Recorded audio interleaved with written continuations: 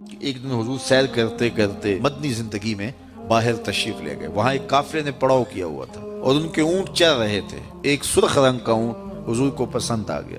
قافلے والوں سے پوچھا اس اونٹ کو بیچتے ہو؟ انہوں نے بیچنا تھا یا نہیں بیچنا تھا. حضور نے پوچھا تو کہا ہاں بیچتے ہیں. اچھا کتنے کا بیچتے ہو؟ کہا جی اتنے کا. سودا طے ہو گیا. حضور نے فرمایا کہ میں کوئی تاجرانہ غرض سے تو آیا نہیں تھا کہ میں قیمت ساتھ لے کے آتا. میں تو سیر کرتا ادھر آ نکلا اور تمہارا اونٹ مجھے پسند آ گیا اور میں نے اس کا سودا کر لیا. ایسا کرو کہ اونٹ مجھے دے دو اور میں شہر جا کر کے اس کی اونٹ کی قیمت تمہیں بھیج دیتا ہوں. انہوں نے کہا میں منظور ہے. حضور نے اونٹ پکڑا اور چل دیے. اور جب حضور جا رہے تھے تو وہ حضور کو دیکھتے رہے اور جب آقا کریم نظروں سے اوجھل ہو گئے تو وہ دلوں پہ ہاتھ رکھ کے کھڑے ہو گئے. ایک دوسرے سے پوچھنے لگے یار یہ شخص جو اونٹ ادھار لے گیا اس کا پتہ پوچھا تھا کسی نے؟ جب کسی کو نقد سودا دیا جائے تو اس کا عطا پتہ پوچھنے کی ضرورت نہیں ہوتی. اور جب کسی کو ادھار دیں تو یا آپ اسے جانتے ہوں یا درمیان میں کوئی ضامن ہو یا کوئی چیز گروی رکھی جائے. اور کہا ایک شخص آیا تم نے اس کو اونٹ دے دیا اس کا پتہ بھی نہیں پوچھا, اس نے کوئی درمیان میں ضامن میں نہیں دیا, تم نے کوئی شے بھی گروی نہیں رکھی اس کی, تو یار تم سب کی عقل پہ پردہ آ گیا, اس کا پتہ تو پوچھ لیتے, قیمتی اونٹ لے گیا.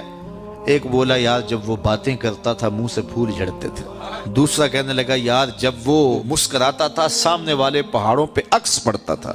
تیسرا بولا یار میں تو اس کی آنکھیں ہی دیکھتا رہ گیا. انہوں نے کہا جو بھی ہوا تم اس کے حسن میں کھو گئے اور وہ قیمتی اونٹ اپنے حسن کا جادو جگا کے تم سے ہتھیا کے لے گیا. امام زرقانی لکھتے ہیں جب انہوں نے یہ کہا نا کہ قیمتی اونٹ ہتھیا کے لے گیا تو اب تک خاموش بیٹھی خیمے کے پردے کی اوٹ میں بیٹھی قافلے کے سردار کی بیوی نے خیمے کا پردہ سرکایا اور ان سے مخاطب ہو کے بولی خبردار اس کے خلاف کوئی بات کی تو اگر وہ قیمت نہ دینے آیا تو مجھ سے لے لینا, میں اس کی ضامنہ ہوں. انہوں نے کہا اچھا تو اسے جانتی ہے؟ کہا واللہ میں بھی نہیں جانتی. تو کہا پھر ضمانت کیسے دے رہی ہے؟ کہا جب تم سودا کر رہے تھے خیمے کی اوٹ سے میں نے اس کا چہرہ دیکھا تھا اور جس کا چہرہ اتنا سونا ہو وہ جھوٹ بول ہی نہیں سکتا ہے. تھوڑی دیر گزری تو حضور کے غلام آ گئے کہ کون ہیں لوگ جن سے ہمارے آقا نے اونٹ خریدا تھا.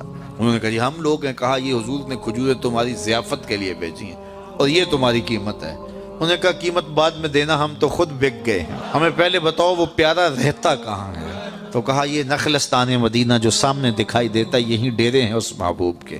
تو امام زرقانی لکھتے ہیں سارا قبیلہ, اس قبیلے کا نام تھا وفد طارق, وہ سارے کا سارا وفد طارق اٹھا اور مدینہ المنورہ پہنچا اور حضور کے قدموں میں جا کے بیٹھ گیا. تیری تک کے ادامہ میں مرید ہو گئے. تو چہرہ اتنا خوبصورت تھا. اللہ اکبر. دیکھنے والے کہا کرتے ہیں اللہ اللہ, یاد آتا ہے خدا دیکھ کے صورت تیری.